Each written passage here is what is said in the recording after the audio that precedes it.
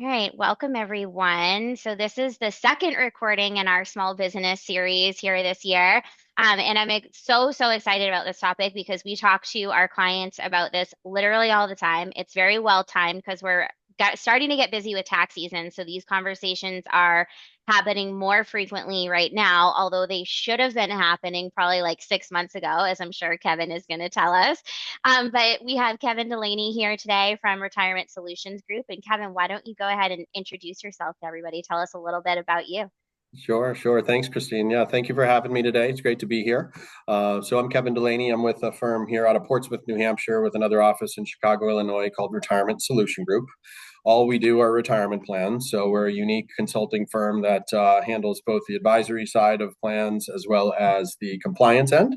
So if any of you have had a retirement plan in the past or are familiar with retirement plans at all, sometimes there can be a web of service providers, making it a little difficult for business owners. So we try to streamline that for any of our clients as well as any of our prospective clients, just to make sure that they have one compliant voice that can answer the majority of their questions. Because sometimes you just don't know who to call when.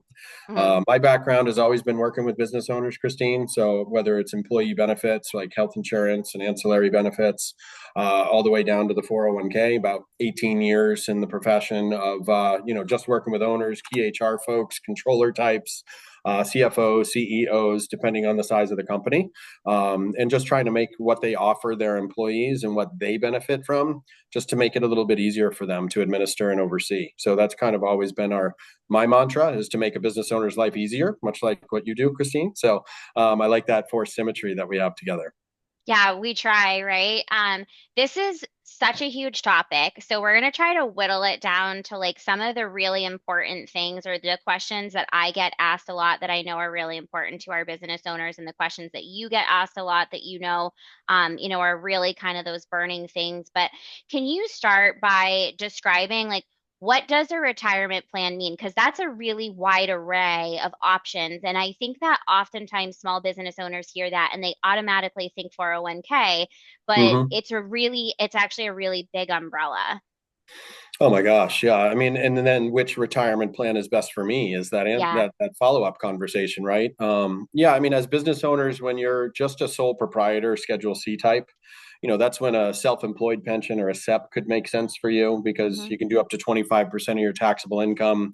The trouble is as soon as you hire one employee, now you have to mirror what you're doing for yourself for any employees that you have, right? So for some SEP business owners that never envisioned having employees, they need to kind of graduate up or upgrade from their SEP.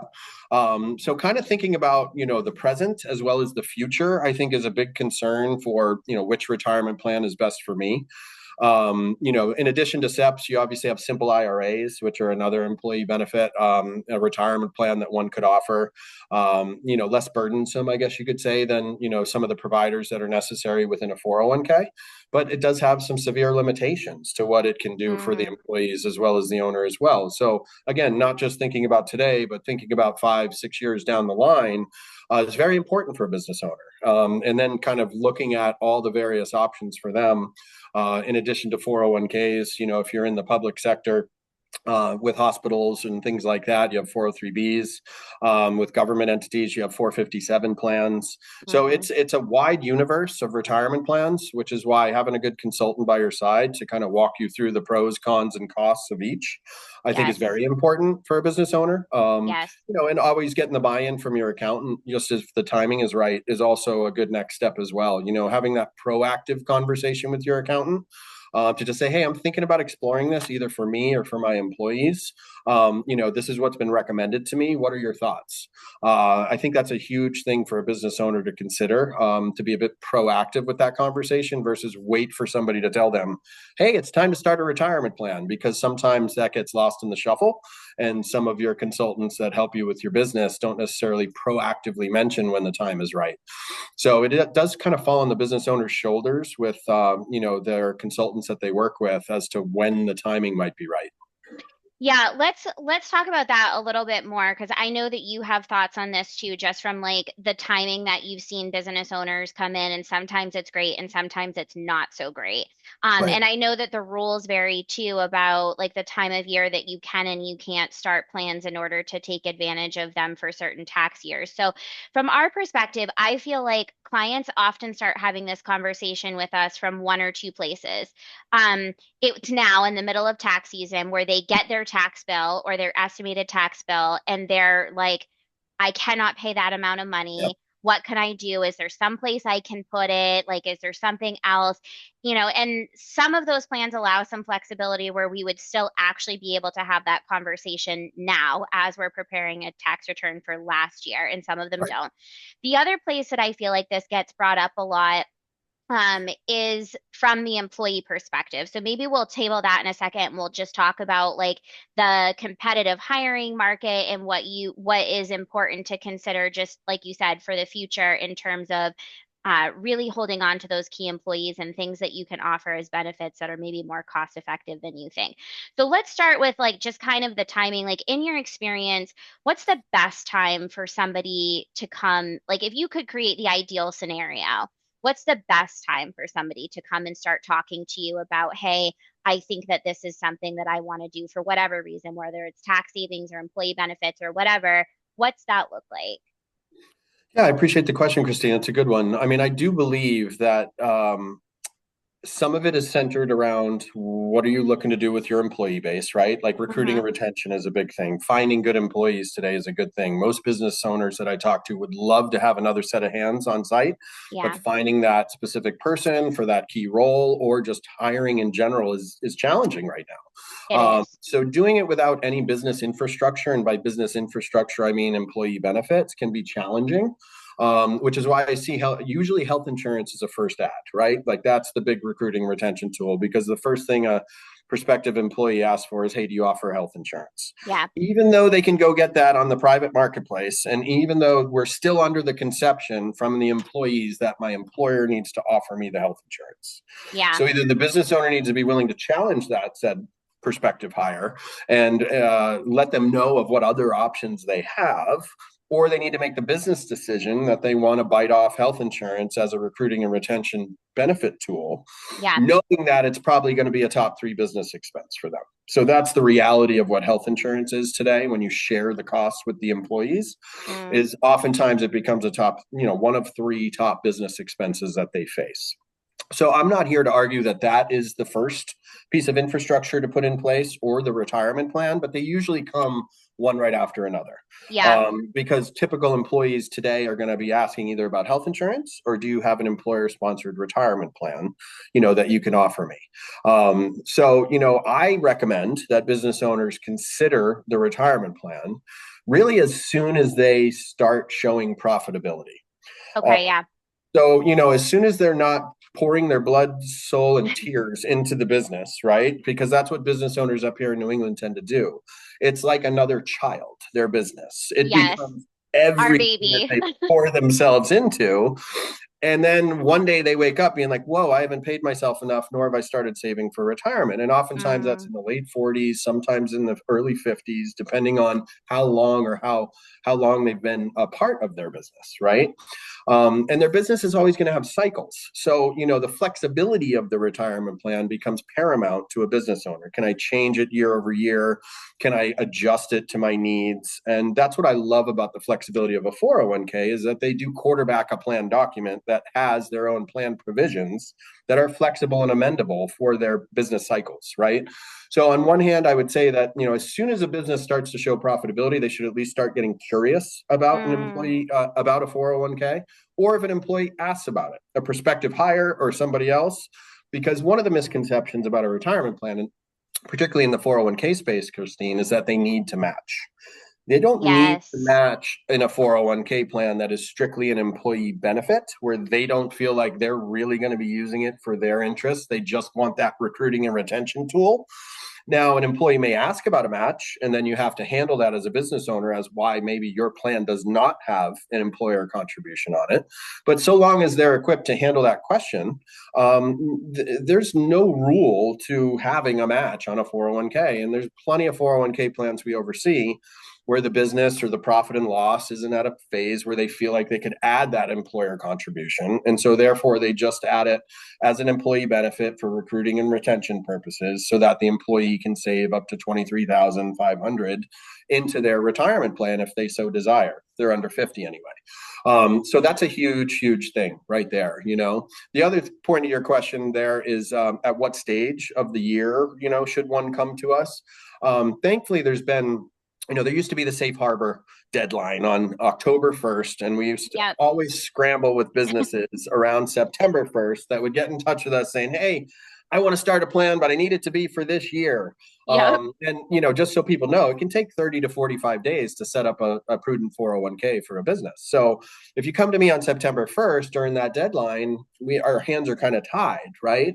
So that's kind of something to think about that, the IRS Department of Labor scaled that back recently and said, hey, you can start a retirement plan in November or December for that tax year, but it has to have a specific plan design. It has to have a specific employer contribution to it, known as the 3% non-elective contribution going out to anybody who's eligible.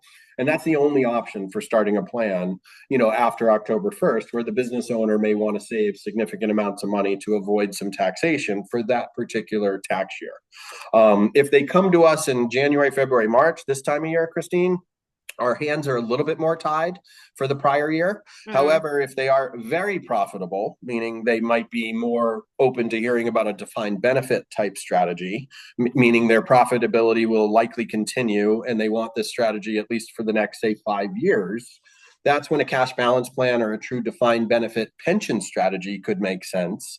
And believe it or not, Christine, they can actually make that contribution up until September 15th of the next tax year to still be reflective of their taxes in the prior year. So we do that a lot this time of year. I get pointed to some folks that are just panicked about the tax bill, like you mentioned. Yep. They're really just hungry for solutions or strategies. What can I do? The only downside to those type strategies is that it's not a one-off type thing. It is a Right. plan document. It is backed by a formula. An actuary oversees it. And, you need to kind of have that mentality that you want to continue doing something like this for, say, the next 3 to 5 years. It's not something where you're just going to do it 1 year and then you're going to stop. Right. So that's really the only thing we ask of those particular owners that reach out to us this time of year is, will that profitability likely continue based on your business cycle and your current client base? But really, we can kind of look at solutions almost any time of the year, whereas before it was up until October 1st of any calendar year. And, unless you're open to the defined benefit type strategies that exist out there, that's really the only thing you can do once you turn the calendar year and you're still looking for solutions for that prior year. But we do take on a lot of consultations this time of year, I for bet. folks that are truly in that situation. They have $100,000 tax bill. They don't know how they're going Mm-hmm. to pay it. They don't know what to do. And, accountants point them to us because we have some strategies for them. Just a matter of if it'll make sense for their business at that time. Yeah, absolutely. I love so much of everything that you just said because like these are the things that you're talking about are common misconceptions and I feel like owners regard them as barriers to entry. So I just want to highlight a couple of things that you just said. You're making my job really easy for the argument as to why you need tax planning throughout the year and not just at the end of the year or right before the tax return is due because realistically, you and I can do the best possible job for a client if we're able to have a conversation with them in like Q1 or Q2 about the year that we're already in. So Sure. like our ability to really help a small business owner would be to be talking to them between like now and the end of June related to what we want to do with 2025. So I that is a really, really key point. But not to deter the business owners that are maybe coming to us now related to 2024. Everyone always assumes like it's done, there's nothing that can be done, which is also not the case. Mm-hmm. Um, And I want to kind of go down this road with flexibility because you talked about this. Most business owners do not know that they're not required to make a match. So I think that's a really, really important point that you can create a plan that does not have an employer match included. And that's fine. So if it's a budget barrier to entry, that's an important conversation that they can have with you.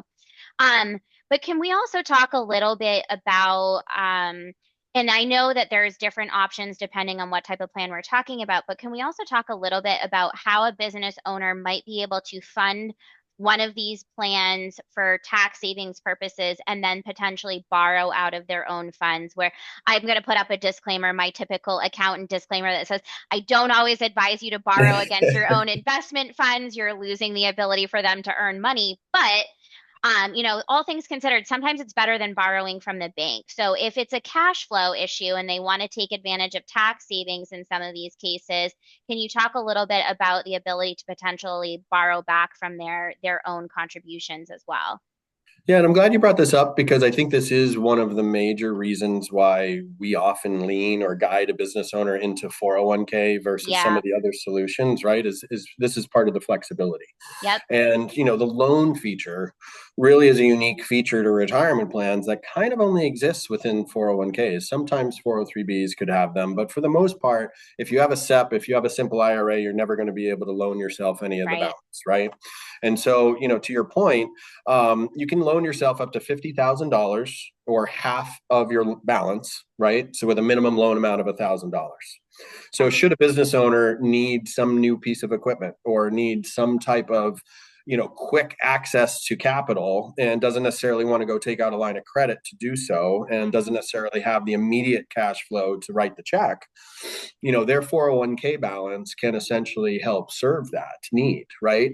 Assuming that loan amount or the requested capital that they need is 50,000 or less, and they have at least $100,000 balance at the time Sure. that that's needed, then absolutely there's no reason to not consider that as a quick means to your capital, right? And you set up the repayment schedule and you can certainly pay it off early. It's not like you have prepayment penalties to any Right. loans. So if suddenly their cash flow changes and they're able to just repay that 50,000, they can certainly do that. Otherwise they would pay it back as a part of payroll, assuming they're on payroll. If they're not an S corp, C corp type, and they're taking draws out of their business, that's fine. They can just make deposits back into the loan. But you're paying yourself back at prime plus 1%. So oftentimes those returns back while you're repaying it, are recouping any losses from the marketplace that you may not have gotten with that money out, right? Yep. But it is absolutely the most flexible tool. It's like, life insurance. When you have cash value life insurance, you can take Mm. loans or withdrawals off of the cash value, right? That's the appeal of having that as, a piece of life insurance. And I'm not here to say you should have life insurance or not have life insurance, just using it as an example of something you can loan yourself, a Yeah. similar vehicle, that is really not there anywhere else, aside from taking a loan out, paying interest to a lender and Yeah. having to deal with that. I really don't see a lot of downside, particularly for business owners to take Yep. advantage of this feature.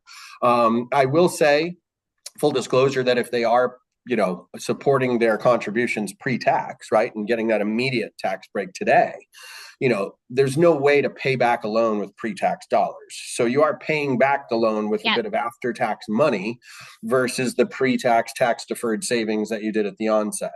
So from a tax standpoint or tax consequence, I can think of that as the only downside to considering taking a loan out of your 401k for business needs or personal needs that are related to your business. Thank you. I appreciate that because I think that that's something that's lost on people a lot of times too. Like they get sticker shock of like, okay, we're trying to save on the $100,000 tax bill, so we're going to do X, Y, and Z contributions to whatever retirement plan solution that you have. But that provides sticker shock too, right? Because, and it's an interesting mindset. I know you and I have talked about this. It's an interesting mindset that it seems like a lot of times we're having conversations where it's like, okay, you don't want to write the check to the IRS, but you don't want to write the check to yourself either. And that's an interesting one to try to break down. And it's important to have these advisory conversations around, listen, if the reason you don't want to write the check at all, which is what I'm hearing you say, because I get not writing it to the IRS, but not writing to yourself seems silly. So if you don't want to write it to yourself, it's usually for some type of cash flow concern. So to be able to still have a conversation around, listen, if that is the concern, how do we design something that is still going to potentially provide you some cash flow flexibility in the future so that we Mhm. can hopefully achieve both of those goals for you? And I think that most business owners don't even know that there's something like that available. Right. Um, I would agree. so let's talk about mindset for a second too. Because I know a lot of these conversations, like you and I could talk until we're blue in the face around the reasons why these are great, right? Like there's tax savings, employee retention, like all the things.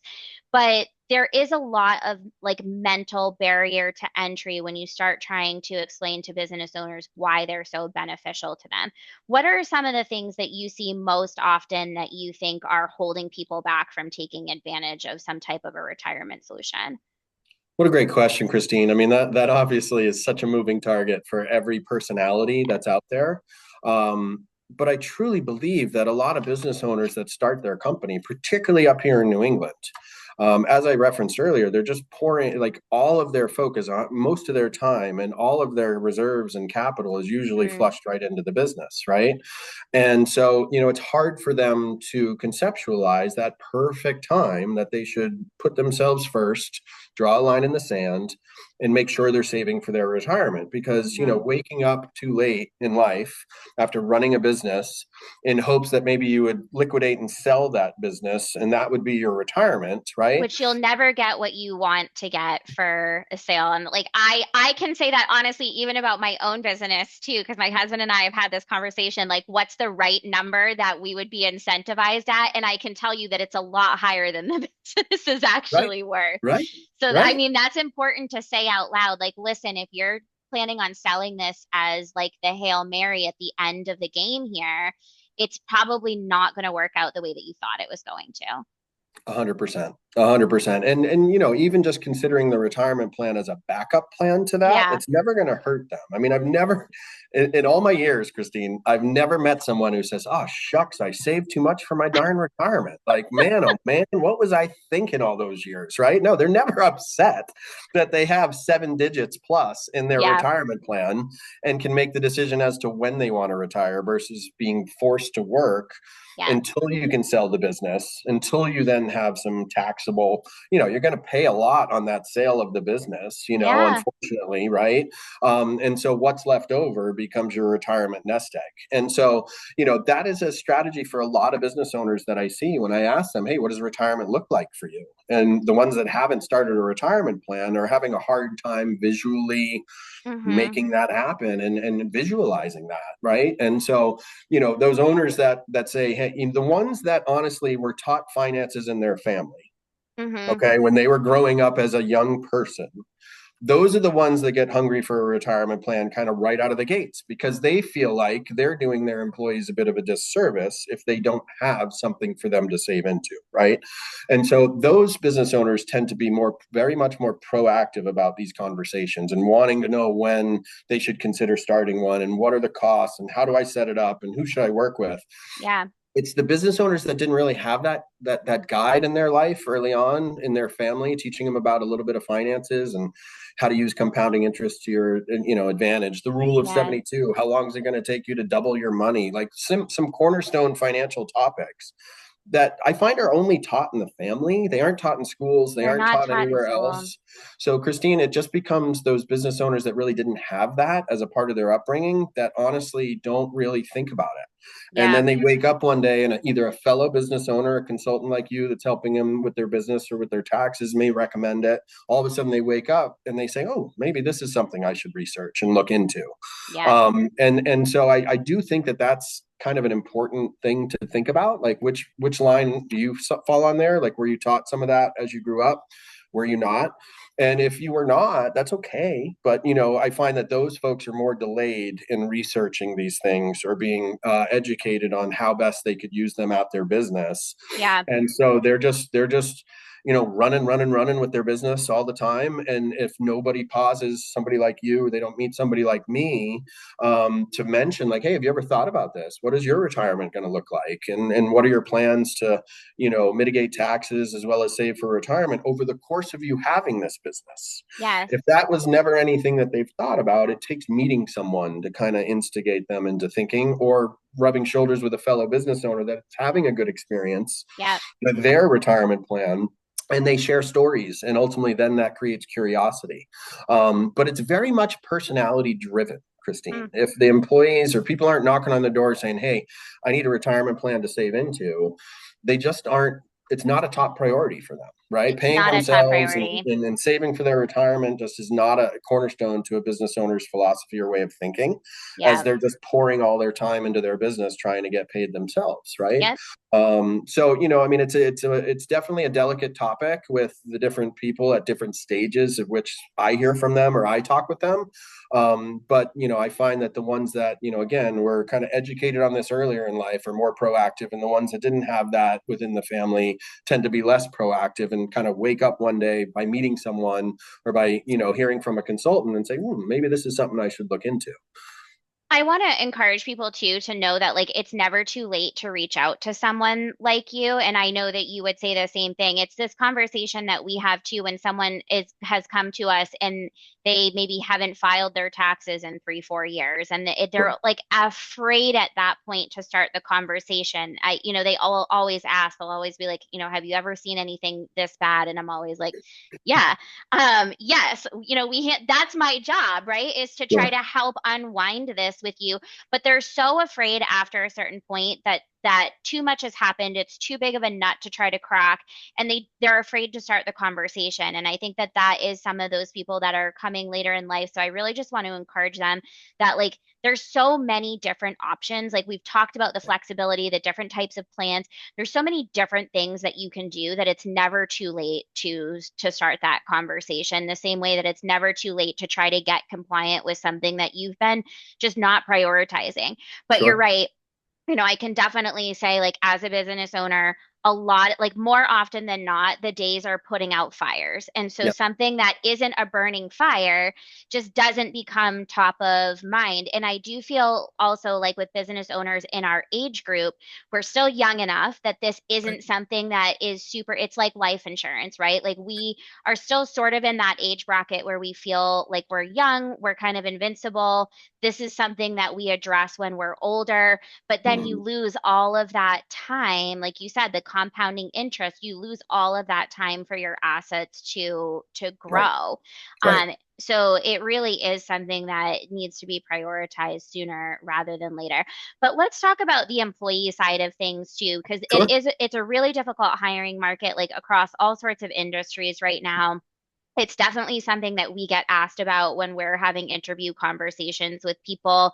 Hmm. And I know a lot of our clients are struggling to find like really, really good hires. So this is an important conversation. And also, there's states that are starting to actually require even Hmm. small business owners to Yeah. have a retirement solution in place. So maybe can you speak to that? Because I know you guys were doing a lot of work last year. Like Maine is one of the states that we serve, and it being Hmm. right over the border where you Right. are, you were dealing with a lot of businesses all of a sudden having to put a solution in place that didn't move forward. Yeah. Yeah, I set up, I think, 5 plans last year from Yeah, business owners in Maine that were getting, if any business owners are going to tune into this and they've gotten any of those merit, letters. Yeah, letters, saying, hey, you've got a deadline, you need to register, you need to let us know how many employees you have. The state mandate up in Maine specifically is now down up to 5 employees. So if you have that's really five small. 5 employees or more, you need to register with Merit and Now, let can them I ask you a know. question? I Yeah, yeah, actually sure. don't know the answer to this because we have more than 5 employees, but they're not all in Maine. So we Yeah. ended up exempt in Maine, but I don't know Okay. the answer to this question. Do I, as a business owner, count towards one of those five? No, they really just look at it as you're true Okay. employees of the business. Okay. But that is a consideration that, I Yeah. mean, whether the employees reside in Maine or New Hampshire can lead to an exemption, or, Vermont, perhaps they might be up in there, or in Canada, for Maine-based businesses.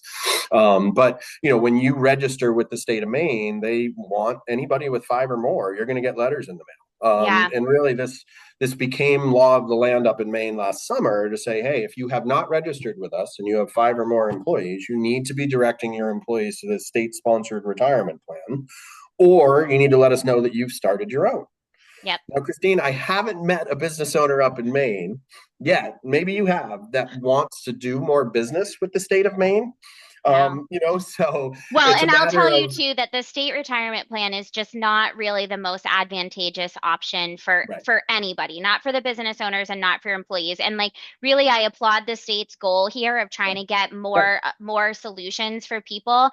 Totally with you, but what the Yep. state is offering as a plan is just not the most robust option. And I Yep. really think business owners should be empowered to make those decisions for themselves. I, I totally agree. I mean, where it's a good thing is for those 20 somethings that are coming out of school and are going to one of Sure. these companies that offer the main base plan, which is $6,000 a year into a Roth IRA. Essentially, that's what it is. Yeah. And so they can save into that. Now, those folks are going to have compounding interest because they got 30, 40 years to save, Yeah. right? But to your point earlier, it's never too late. Those business owners or those employees that wait to save, well, now there's pressure on you to save more Yeah. because you've waited too long. Compounding interest can't make up the difference. And so you need to make up the difference, right? So by waiting longer, it just puts additional pressure to save more. Whereas by starting earlier, that's where the main base program is really good, right? Because if a Yep. 20 something's coming into a business that otherwise didn't offer a retirement plan, now this merit program is there, they can use it, assuming they use it for a few thousand a year, and they got 30 to 40 years of compounding interest to add to it and so forth. They're going to see a sizable amount by the time they're old and gray and 65 years old, right? So not that 65 is old, but that's when you can retire, right? Right. That's where it's got its value. And obviously, all the federal government's concerned, Christine. I mean, there's a retirement saving crisis going on in Yeah. America right now where people haven't saved enough, and obviously the government can't support all of us. So again, that's why we're seeing these mandates come around. It's because it's trying to get incentivized businesses and people to save more. And so, some employees now have access at a business where they otherwise wouldn't have had access. That's where the merit Mm, program really wins and shines. But on sure. the business owner end, like I said earlier, I don't know a business owner wants to get telegrams all the time from merit and wants to, get nasty grams if they didn't enroll somebody, and if somebody didn't, if they didn't comply, and all of those things that come in the mailbox. Have some control that, control your own benefit, Yeah. control your own option there at your place of business. And, through some of the tools that you can get from your consultants, be empowered with the fact that you're running a really good plan Yeah. compared to what we see out there, right? Because that's part of recruiting and retention. If you have a really good plan with low fees and sound investments, and somebody says, hey, do you offer a 401k? Instead of just saying yes, you can say yes. And we've benchmarked it. We're one of the best. We're in the top 25% of all 401ks that are offered, right? If they have that data from their consultant, they can brag about it to their employees, new hires or otherwise. But if Yeah. they don't have that data or they don't have that control of having their own plan, then they're just kind of, they're not differentiating themselves as a business, and recruiting is going to be a challenge without it. Yeah. And we continue to see that with the businesses that, are either, stubborn or otherwise the timing's just not right to start a retirement plan. We see them struggle with recruiting. Number one issue that they have is finding good people and getting them to stay, because usually Yeah. pay gets them to come, Sure. benefits get them to stay. That's what I've seen, right? If That's they're a happy really enough, great, yeah. because otherwise, if they get a recruiter call or some other job opportunity and they find out they have this benefit infrastructure, even if it's paying them less, Yep. employees oftentimes go, Christine, because they might have that ticking time clock in their head and being like, wow, I need to save. And they don't voice it to the business owner. They don't Yep. feel it's their place. But if they got offered another position, even if it was for $1 or $2 less an hour, we're seeing employees make that move for benefits. Why? Because they want to stay somewhere and they know they need that infrastructure. They feel better about having it there, and they feel better about what they're doing there long term when that Yep. infrastructure is there for them from the business owner. For sure. And to your point earlier, like we've seen people make changes for more robust health insurance plan. Like my employer is going to match, you know, twice as much at my new job as you are here. And those dollars add up, I think, in a much bigger way than that dollar an hour on the paycheck Hmm. does. Hmm. Um, so let's talk about costs for a second, because there's been a lot of tax law changes to actually support business owners who are offering these plans. You're right, the federal government is definitely kind of recognizing that there is this retirement savings crisis, and so there's been some tax law changes to incentivize employers who are offering that offset some of the costs. Because that's like the first question that we always get asked, right? It's like, we really recommend you start a retirement plan. And the first question is, well, how much is it going to cost? But I know Yeah. there's a lot of different credits and things available to these business owners to help offset some of those costs. Can you share what some of those options might be? Yeah, yeah, great question there. And any business owner that started a 401k or retirement plan, that's, held with ERISA, that's the governing body that oversees specifically 401ks and, the retirement plan space. When you start one of those plans, there's more involved, right? A SEP or a simple IRA, you just kind of plug and play. You don't really have to worry about any annual compliance and so forth. And so that's why some of those other financial vehicles for a business can be attractive, Yep, to a business owner that just doesn't want to have to, worry about too much, right? That's what I see. yep, That, and then the number two concern is cost. It doesn't cost me anything to have a simple IRA. And I always right, challenge that business owner that it always costs something. It just might not be a hard cost. And those sure. simple IRAs oftentimes have soft dollar costs in the way of front end or back end load expenses that are obviously taking a percentage out every time they put money in that Yep, they don't really realize. They just think, oh, there's no cost to me, but the right. cost is to all the participants, right?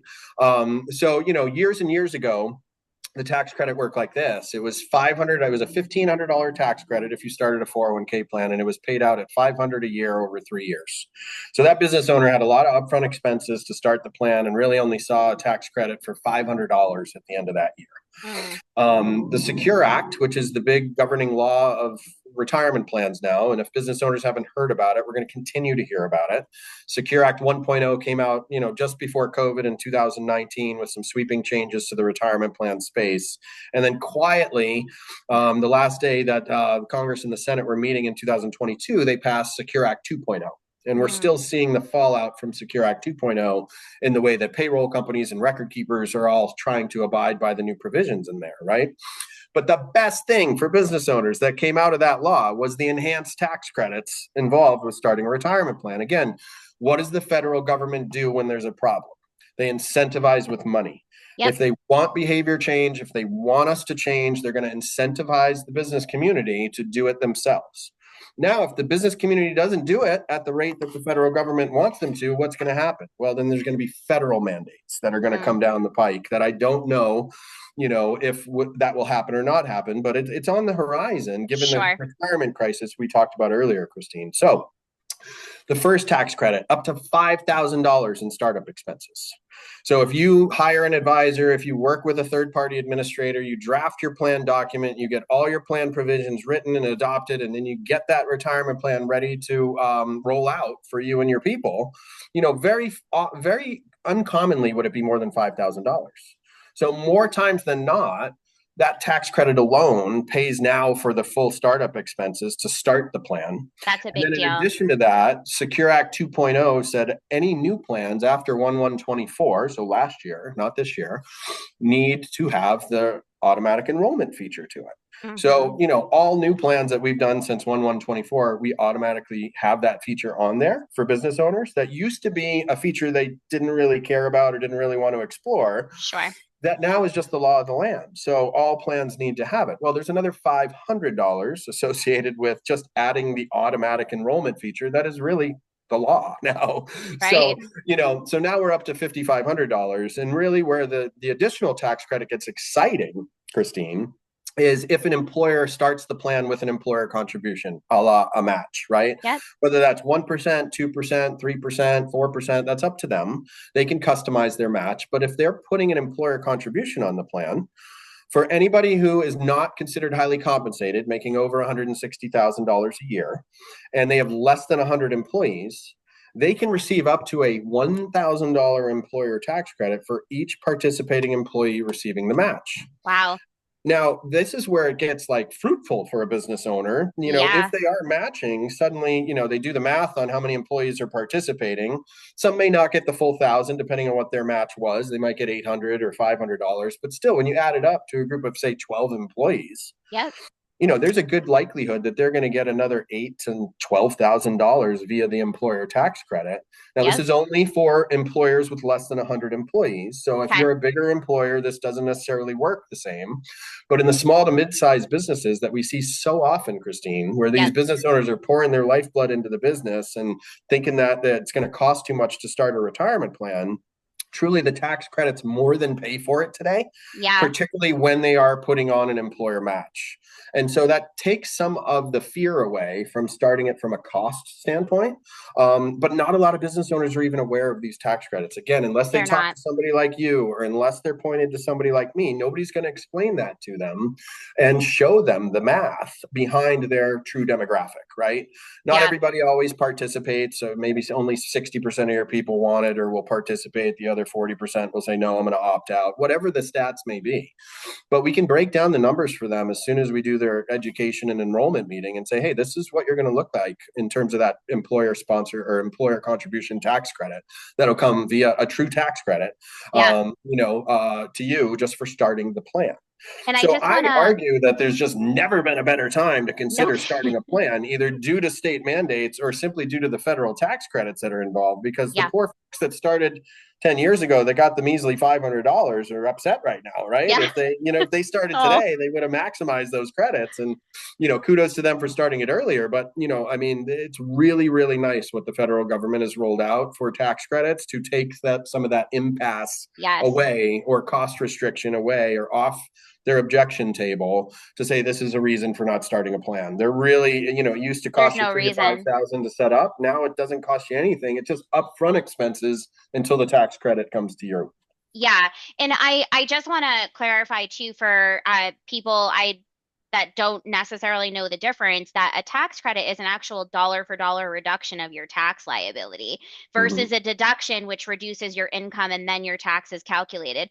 And what's Right. so amazing about setting up an employer like a 401k that we're specifically talking about is that if an employer does contribute employer contribution, so let's just say it's a 1% match, that is a tax deductible expense by the business. So you Mm-hmm. actually get to reduce your income by that expense. And then you're still going to receive that dollar for dollar reduction from the credit that you receive. So I mean, it sounds a little bit like double dipping. It kind of is, but really, what we're saying is that you're right. It becomes just a cash flow of timing. And if they're working with someone with like me, what we can do to kind of marry that timing a little bit better is like, okay, you've got to pay up front now to start the plan. We're going to have to maybe wait 9 months to get that credit back. Sure. What we can do is we'll work with them to say, all right, well, how do we adjust the estimated tax payments that you're paying now? Now, We'll right. try to build that credit in now so that rather than waiting to get a check later on, we're reducing your cash outflow now to kind of offset the fact that you're also paying to start your plan. And so Right. that becomes like just a really, like you said, we're just taking that objection off the table. There is no better time to get started with a plan like this.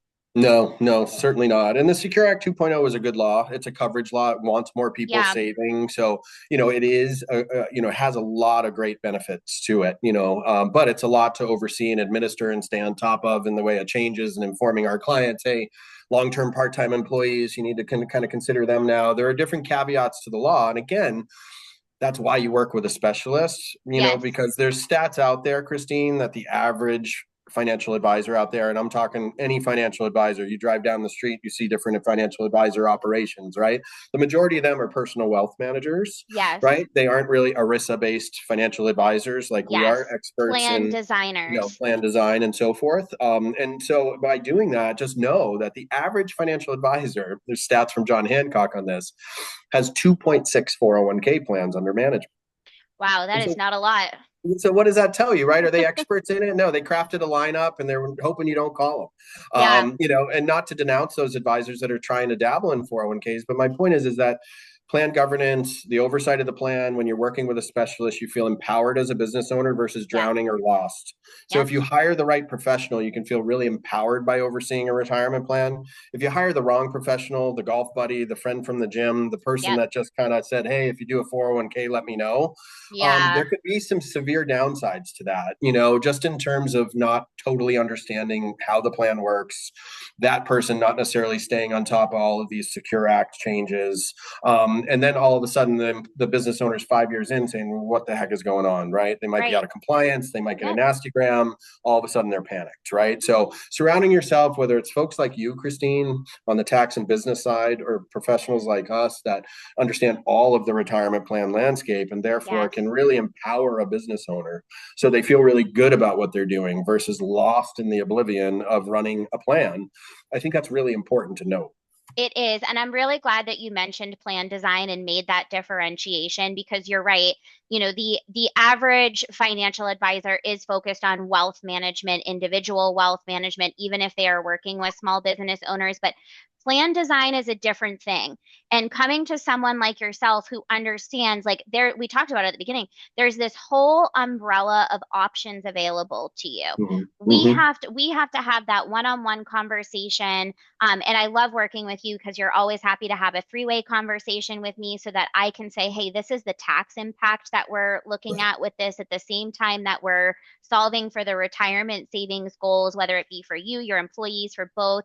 Um, but looking at that whole umbrella and actually deciding what is the right design for this individual business owner as opposed to just like plug and play keywords of like, oh yeah, 401k or oh yeah, IRA. And it's like, okay, those are nice buzzwords, but if that's not the right plan design for you and you talk Right. to the wrong person who didn't say, actually, what you're describing to me, you need to be in bucket B instead of bucket A, Right. you find yourself 5 years down the road in the wrong plan design, and that's not a great scenario either.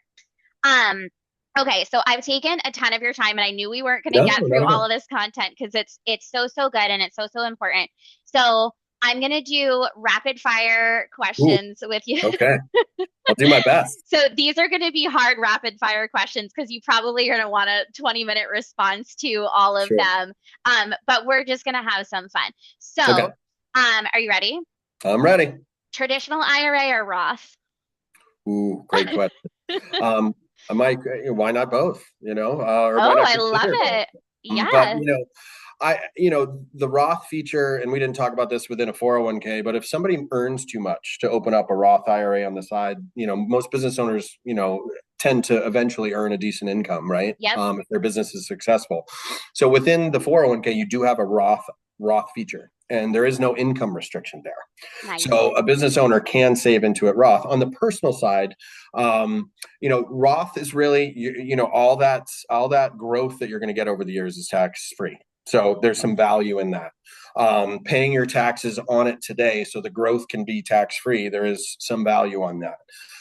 That and the federal government is starting to kind of get more hungry for their tax dollars. And Mm, so, putting more Roth mandatory features within 401k like catch-up contributions is coming, right? So, mm-hmm. just know that you're paying your taxes today, so you will have no tax deferred liability when you're at 65 and you're taking required minimum distributions. When they tell you you have to take money, even if you Yep. don't want to, at age 72 or so, that wouldn't happen in a Roth IRA. So that's Yep. kind of the attraction to it. Mm, I think years and years ago, it's like, hey, when you are making the majority of your money in your working years, if you can, tax defer some of that and you'll be in a lesser tax bracket when you get to retirement, that was always the play in right. individual IRAs or 401ks. There's a little unknown today with tax brackets where they're going to be Yep. in 20 years, Social Security, where that's going to be in 10 years. There's a lot of unknowns. So it is a matter of preference for the individual. I, as an advisor, love the fact that all my growth, the longer time I'm in this thing, the more growth there's going to be, Yep. can be tax free Same. versus tax deferred. So I love the Roth component. On the Yep. individual side, Christine, there are just those income restrictions where if you make more than, I believe it's 160 today, It's you can't 160. open up a Roth IRA. They say, nope, you can only do traditional, which is tax deferred. So that's where the 401k and that Roth feature can be a really nice tool for a business owner Yep. because they still save Roth in their 401k when they might exceed the income threshold to be able to open up that Roth IRA on the side. So I lied. I was going to say rapid fire questions, but now we're on the Roth. So I'm going to ask one follow up on our rapid fire Roth question. How often do you, we didn't talk about this, but how often do you guys see a backdoor Roth conversion being a good fit for some of those higher income earners? Oh my gosh, do I love that you asked that question because it's probably the biggest question we get, in our retirement plans because, I think there's somebody on CNBC that publishes a lot on Roth. I can't forget his name right now. And the mega backdoor Roth and everything else. Yep. I will tell you, this works amazing for owner only 401k plans. Yep. Where it gets extremely muddy is when you have employees. Okay. Okay. So if you have an owner only 401k, you save, pre-tax the whole time, then you want to do the mega backdoor Roth. Yep. Totally recommended. Doesn't have any other compliance issues, doesn't open up any additional non-discrimination tests. But as soon as you have employees, that could have implications for your plan should you execute it. And so, Okay. again, working with a specialist, understanding some of Yep. the limitations there. And because when we watch CNBC and we hear stuff on the Wall Street Journal, we get excited as business owners. And so they don't understand that some of that is for personal IRAs and Mm, the treatment of traditional IRAs using that mega backdoor Roth strategy to convert, or using your retirement plan. So I would tell you, I will forewarn any owner that's thinking about doing it. If you have employees saving into your plan, it will create compliance issues. I can promise you that. If okay. you have an owner only 401k plan, it's just you, there's no employees saving into it. It makes a ton of sense. Um, Awesome. but, just understand that anything you read and anything that you hear, via the news outlets may come with implications for your plan. And it just sounds really good when you hear it, but you Yeah. don't necessarily understand how it's going to affect your personal plan, at your place of business. Yeah, that's really good advice. I also have seen them work really, really well in the situations that they work really, really well Right. and Right. not in the situations where they don't. So talk to an advisor. Okay, Yes. last rapid fire question, I promise. Let's see. I had to come up with it. Okay, if you could leave your business owners just one piece of advice related to their retirement solutions, what Hmm. would it be? It's a really open-ended rapid fire question. I think, it's hard to answer that with just one answer. I would say take advantage of the Roth feature if you're a business owner, particularly exceeding that income Mm, threshold that disallows you from being able to have a Roth IRA on the side. Number one.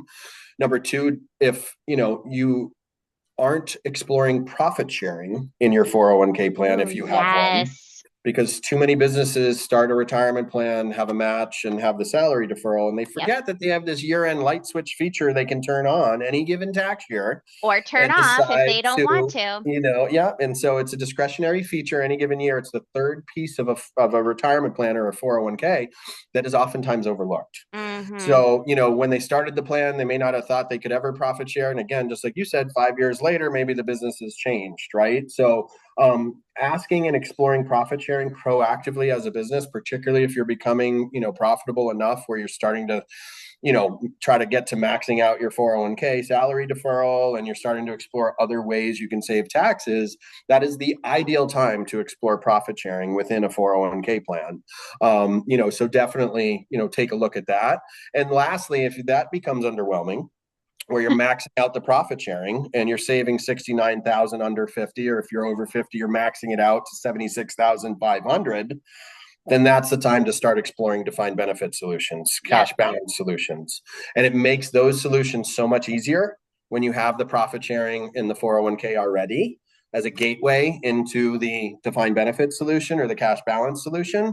So it's like building blocks. I think of it as a kid, building blocks, right? Like the profit sharing 401k is kind of a next step. And Mm-hmm. then if you're not executing profit sharing, then maybe you execute that. Then you start maxing out and you start exploring new and other ways. That's when you got to get into the defined benefit cash balance conversations where you can do even more, in terms of savings for yourself. So again, those definitely come with a bit of a caveat in terms of wanting them to continue. You're not just starting it 1 year. So, Sure. your business really needs to be evolved and at a phase within the business cycle that it can support having that type of strategy. But as soon as the 401k bucket and the profit sharing bucket become underwhelming, Yep. that's when it's time to take those next steps to explore the defined benefit space if I your think demographic merits it. That's all such great advice. And we didn't get enough time to talk about profit sharing, but that's another conversation that we have with our small business owners frequently because Mhm. they don't realize that that is a discretionary piece. Like that's not a required matching piece. Right. That's Right. something available. Like, hey, you had a banner year, and we want to take advantage of some tax savings. We want to benefit the owner at the same time. And especially when the owner has the majority of the plan assets in place, Right. that profit sharing contribution optional at the end of the year is a really great strategy to address both taxes and savings for them at the same time. Kevin, you're amazing. Oh, So, thank you. so knowledgeable. I so appreciate your time because this is like incredibly invaluable advice to small business owners. We're going to share this up with your contact information. So if people have questions, they know how to get a hold of you or if they're ready to start having that planned conversation. But I so Sure. appreciate you being here with us today. Thank you. Yeah, thank you, Christine. I greatly appreciate the invite, and it was great time spent. Thank you. Yeah, likewise.